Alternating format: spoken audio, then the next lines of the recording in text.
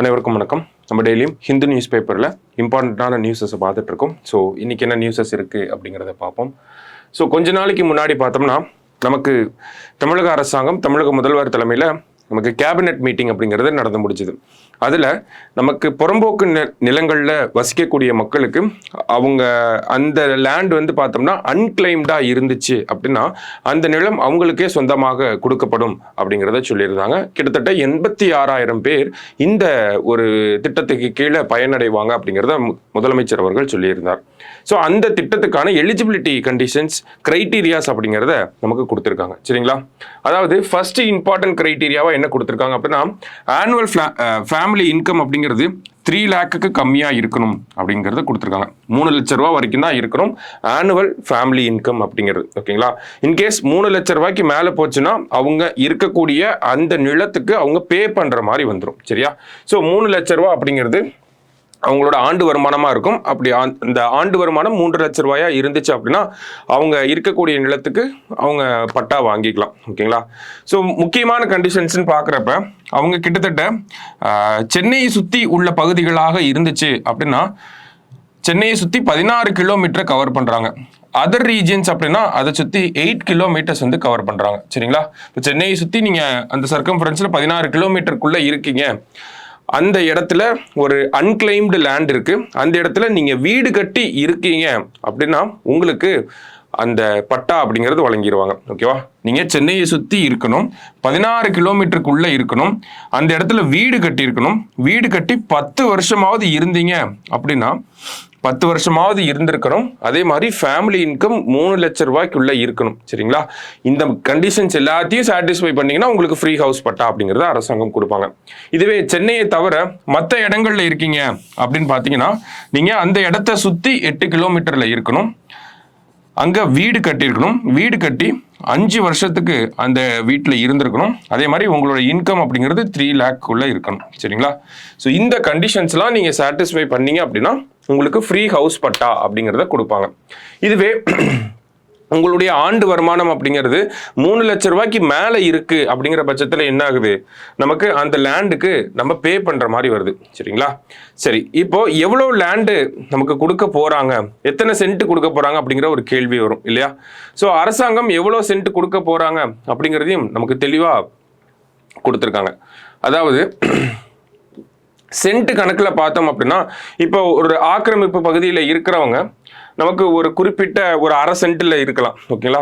அதாவது up to 1 send வரைக்கும் இருந்துக்கலாம். சரிங்களா? 1 சென்ட் வரைக்கும் இருந்துக்கலாம். 1 சென்ட்டை தாண்டி போச்சு அப்படிங்கிற பட்சத்தில் அந்த எக்ஸ்ட்ராவா இருக்கக்கூடிய நிலத்துக்கு அவங்க பே பண்ற மாதிரி வரும். சரியா? ஸோ இதுலேயுமே ஒரு சில கிரைட்டீரியாஸ் அப்படிங்கிறது இருக்கு. இந்த 1 சென்ட் அப்படிங்கிறது சென்னையை சுற்றி இருக்கக்கூடிய பகுதிகளுக்கு மட்டும்தான். அதாவது சென்னை மாநகராட்சி, தாம்பரம் மாநகராட்சி, ஆவடி மாநகராட்சி இந்த பகுதிகளை சேர்ந்தவங்களா இருந்தீங்க அப்படின்னா 1 சென்ட் அப்படிங்கிறது கொடுக்குறாங்க. இதே மற்ற மாநகராட்சிகள், உதாரணத்துக்கு கோயம்புத்தூர், மதுரை இந்த மாதிரி இருக்கு, அல்லது பேரூராட்சிகள், நகராட்சிகளை சேர்ந்தவங்களா இருந்தீங்க அப்படின்னா உங்களுக்கு 2 சென்ட் வரைக்கும் அரசாங்கம் தராங்க. இதுவே கிராமப்புறங்களா இருந்துச்சு அப்படின்னா 3 சென்ட் வரைக்கும் அரசாங்கம் கொடுக்க போறாங்க. சரிங்களா? ஸோ இது ஒரு கிரைட்டீரியாவா இருக்கு. அது மட்டும் இல்லாமல் நமக்கு இவங்க இருக்கிறது எல்லாமே அன்கிளைம்டு லேண்டாக இருக்கணும். ஓகேங்களா? ஸோ அந்த அன்கிளைம்டு லேண்ட் அப்படிங்கிறது எப்படி டிஃபைன் பண்ணுறாங்க அப்படின்னா அன்அப்ஜெக்ஷனபிள் புறம்போக்கு லேண்ட் அப்படின்னு சொல்லி கொடுத்துருக்காங்க. அது இல்லாமல் 4 டைப்ஸ் ஆஃப் அப்ஜெக்ஷனபிள் புறம்போக்கு லேண்ட், அதாவது அப்ஜெக்ட் பண்ணக்கூடிய புறம்போக்கு லேண்ட் அப்படின்னு சொல்லி அதுலேயுமே ஒரு 4 கேட்டகரியும் நமக்கு உள்ள வருது. சரிங்களா? கார் ட்ராக், களம், பரியல் கிரவுண்ட் அண்ட் தோப்பு இந்த மாதிரியான பகுதிகள் இருக்கவங்களும் எலிஜிபிள் தான் அப்படிங்கிறத சொல்ல வராங்க. சரியா? ஸோ கண்டிஷன்ஸ் அப்படிங்கிறத மட்டும்தான் நம்ம இந்த இடத்துல பார்த்துட்டு இருக்கோம். ஸோ இந்த கண்டிஷன்ஸ்லாம் யார் வெளியிட்டிருக்காங்க அப்படின்னு பார்த்தோம்னா Tamil Nadu revenue and disaster management department வெளியிட்டிருக்காங்க. ஸோ ஃபர்ஸ்ட் இன்கம் கிரைட்டீரியா அப்படின்னு பார்த்தோம்னா 3 லட்சம் ரூபா. அந்த புறம்போக்கு லேண்டில் நம்ம வீடு கட்டி இருக்கணும், அது ஒரு கண்டிஷன். ஓகேங்களா? அப்போ ஹவுஸ் அப்படிங்கிறது ஒரு முக்கியமான கண்டிஷனாக இருக்குது. அடுத்ததாக பார்த்தீங்க அப்படின்னா இந்த ஹவுஸில் நம்ம சென்னையை சுற்றி இருக்கோம் அப்படின்னா 10 வருஷத்துக்கு இருந்திருக்கணும். இதுவே இதர பகுதிகள் அப்படின்னா 5 வருஷத்துக்கு இருந்திருந்தா போதும். ஓகேங்களா? இதுவே சென்னையை சுற்றி இருக்கக்கூடிய பகுதிகள்னா 1 சென்ட் வரைக்கும் நமக்கு கிடைக்கும். இதர மாநகராட்சிகள் அப்படின்னு பார்க்குறப்ப நமக்கு 2 சென்ட், கிராம பகுதிகள்னு வந்தால் மட்டும்தான் 3 சென்ட் வரைக்கும் போகுது. சரிங்களா? வேற என்னெல்லாம் கண்டிஷன்ஸ் கொடுத்துருக்காங்க, நமக்கு அப்ஜெக்ஷனபிள் புறம்போக்கு லேண்டுனாலும் அதுல கார் ட்ராக், களம், பரியல், தோப்பு அப்படிங்கிற 4 பகுதிகளுமே இன்க்ளூட் ஆகி தான் வருது. சரிங்களா? ஸோ இந்த மாதிரி எக்ஸ்க்ளூசிவான ஒரு விஷயத்தை கொடுத்துருக்காங்க. அதே மாதிரி இன்கேஸ் மேக்சிமம் அப்படிங்கிறது 1 சென்டா இருக்கு அப்படிங்கிற பட்சத்தில் நீங்க 1 சென்ட்டுக்கு மேல ஒரு 1.5 சென்ட்ல நீங்க சென்னையை சுத்தி இருக்கக்கூடிய பகுதிகளாக இருக்கீங்க, ஒரு 1.5 சென்ட்ல நீங்க இருக்கீங்க அப்படின்னா அந்த 1/2 சென்ட்டுக்கு அரசாங்கம் உங்ககிட்ட இருந்து அதுக்கு உண்டான அமௌண்ட்டை வந்து வாங்கிப்பாங்க. அப்படி இல்லை, நீங்க உங்களுடைய ஆண்டு வருமானம் 3 லட்சத்துக்கு மேல இருக்கு, ஆனா நீங்க 1 சென்ட்டுக்கு உட்பட்ட பகுதிகளில் தான் இருக்கீங்க அப்படின்னாலுமே அரசாங்கம் இந்த 1 சென்ட்டுக்கான காசை வந்து வாங்கிப்பாங்க. ஏன்னா உங்களோட ஆண்டு வருமானம் 3 லட்சம் ரூபாய்க்கு மேல இருக்கு அப்படிங்கிற காரணத்தினால. சரியா?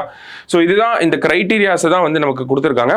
Tamil Nadu revenue and disaster management department இந்த கிரைட்டீரியாஸை கொடுத்துருக்காங்க. ஸோ இதை பொறுத்த வரைக்கும் பார்த்தோம்னா இந்த திட்டத்துக்கு கீழே கிட்டத்தட்ட 86,000 பேர் வந்து பயனடைய போறாங்க அப்படிங்கிறதையும் அரசாங்கம் சொல்லியிருக்காங்க. சரியா? ஸோ இதுதான் இந்த கிரைட்டீரியாஸ். மேபி எலிஜிபிலிட்டி கண்டிஷன்ஸை ஸ்டேட்மெண்ட்ஸாக கூட கேட்கலாம். சரியா? அடுத்ததாக பார்த்தோம்னா இன்னைக்கு இன்டர்நேஷனல் விமன்ஸ் டே. ஸோ இந்த வருஷத்துக்கான தீம் என்ன அப்படின்னு பார்த்தீங்கன்னா accelerate action for gender equality அப்படிங்கிறதான் இந்த வருஷத்துக்கான தீம். சரிங்களா? ஸோ 2 ஆர்டிகல் கொடுத்துருந்தாங்க விமன் ரிலேட்டடாக. ஸ்டில் நமக்கு தேவையான விஷயங்களை மட்டும் பார்த்துப்போம். ஸோ பப்ளிக் ஸ்பேசஸில் விமனோட சேஃப்டி அப்படிங்கிறத இன்னும் என்ஹான்ஸ் பண்ணணும் அப்படிங்கிறத இந்த ஆர்டிக்கலில் எக்ஸ்க்ளூசிவாக பேசியிருந்தாங்க. அவ்வளோ வளவலனும் நம்ம படிக்க தேவையில்லை. சரிங்களா? இதில் இருந்த முக்கியமான விஷயம் நமக்கு தேவையானது என்ன அப்படின்னு பார்த்தோம்னா India was ranked 128th among 177 countries rated in Women, Peace and Security Index 2023 அப்படின்னு சொல்லி கொடுத்துருக்காங்க. ஓகேவா? அப்போ இந்தியாவோட ரேங்க் எதில் விமன் பீஸ் அண்ட் செக்யூரிட்டி இண்டெக்ஸில் இந்தியாவோட ரேங்க் என்ன அப்படின்னு பார்த்தோம்னா 128வது இடத்துல இருக்கும் அப்படிங்கிறத சொல்கிறோம். சரியா? அடுத்தது இங்கே பார்த்தீங்க அப்படின்னா an equitable future for women in science அப்படின்னு சொல்லி கொடுத்துருக்காங்க. அதாவது science, technology, engineering, mathematics, stem அப்படின்னு சொல்லுவாங்க. இதில் விமனோட பார்ட்டிசிபேஷன் அப்படிங்கிறது கம்மியாக தான் இருக்கு. அதே மாதிரி ஃபீமேல் லேபர் ஃபோர்ஸ் பார்ட்டிசிபேஷன், தொழிலாளர் சந்தையில் பெண்களின் பங்களிப்பு அப்படிங்கிறது ஏறக்குறைய 41.7% இருக்கு. இது ரெண்டுத்தையுமே இன்க்ரீஸ் பண்ணணும் அப்படிங்கிற பாயிண்ட் ஆஃப் வியூல இந்த ஆர்டிகல் வந்து நமக்கு வந்திருக்கு. சரிங்களா? ஸோ இதனாலெல்லாம் பெண்களுக்கு வந்து அந்த ஒரு ஸ்டெம் அப்படிங்கிற அந்த ஒரு விஷயத்துல பெண்கள் அதிகமாக இல்லை அப்படிங்கிற காரணத்தை பார்க்குறாங்க. பேட்ரியார்கி அப்படிங்கிறது ஒரு காரணமாக இருக்கு, ஜெண்டர் பயாசஸ் அப்படிங்கிறது ஒரு காரணமாக இருக்கு, லேக் ஆஃப் ரோல் மாடல்ஸ் அப்படிங்கிறது ஒரு காரணமாக இருக்கு, ஃபீமேல் ஃபேக்கல்டிஸ் இல்லாமல் இருக்கிறது, PhD பண்றவங்களுக்குலாம் அந்த ஃபீமேல் ஃபேக்கல்டிஸோட சப்போர்ட் இல்லாமல் இருக்கிறது, மேரேஜ் அப்படிங்கிறது ஒரு காரணமாக இருக்கு, ஃபேமிலி கேர் அப்படிங்கிறது ஒரு காரணமாக இருக்கு. இந்த மாதிரி பல்வேறு காரணங்களை இந்த ஆர்டிகல்ல நமக்கு சுட்டி காட்டியிருக்காங்க. ஸோ இதுக்காக கவர்மெண்ட் என்ன மாதிரி ஸ்டெப்ஸ் எடுத்திருக்காங்க, ஸ்டெம் விமனை பொறுத்த வரைக்கும் ஸ்டெம்ல இன்க்ளூட் பண்றதுக்காக நிறைய ஸ்டெப்ஸ் இருக்கு. இங்கே ஒரு 2-3 ஸ்டெப்பை கொடுத்துருக்காங்க, அதை மட்டும் நோட் பண்ணிக்கிறோம்.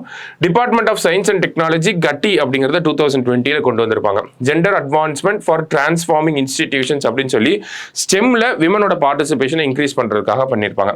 அடுத்தது வைஸ் கிரண், WOS அப்படிங்கிற திட்டங்களும் department of science and technology நமக்கு பண்ணியிருக்காங்க. இதே பயோடெக்னாலஜி டிபார்ட்மெண்ட் என்ன பண்ணியிருக்காங்க அப்படின்னா பயோ கேர் அப்படிங்கிற ஒரு ப்ரோக்ராமை கொண்டு வந்திருக்காங்க. அதாவது ரிசர்ச்சை விட்டு வெளியே போன விமன் மறுபடியும் அவங்க ரிசர்ச்சுக்குள்ள வர்றதை ஃபெசிலிட்டேட் பண்றதுக்காக இந்த ஒரு திட்டம். ஏன் ரிசர்ச்சை விட்டு வெளியே போறாங்க? மேபி மேரேஜா இருக்கலாம், மேபி சைல்டு பர்த்தா இருக்கலாம். இதனால ரிசர்ச்ல இருந்து ஒரு பிரேக் எடுத்துட்டு மறுபடியும் அந்த ரிசர்ச் ஃபீல்டுக்குள்ள வருவாங்க இல்லையா, அவங்கள ஃபெசிலிட்டேட் பண்றதுக்காக இந்த மாதிரியான திட்டங்கள் வந்து மத்திய அரசாங்க அளவில் நிறைய திட்டங்கள் இருக்கு. அதுல ஒரு சில எக்ஸாம்பிள்ஸை இங்கே கொடுத்துருக்காங்க. இன்னும் நிறைய திட்டங்கள் இருக்கு, அதை நீங்க கமெண்ட்ல போஸ்ட் பண்ணுங்க. சரியா? ஸோ இன்னைக்கு முக்கியமான ஆர்டிகல்ஸ் பத்தி பார்த்துருக்கோம். நன்றி.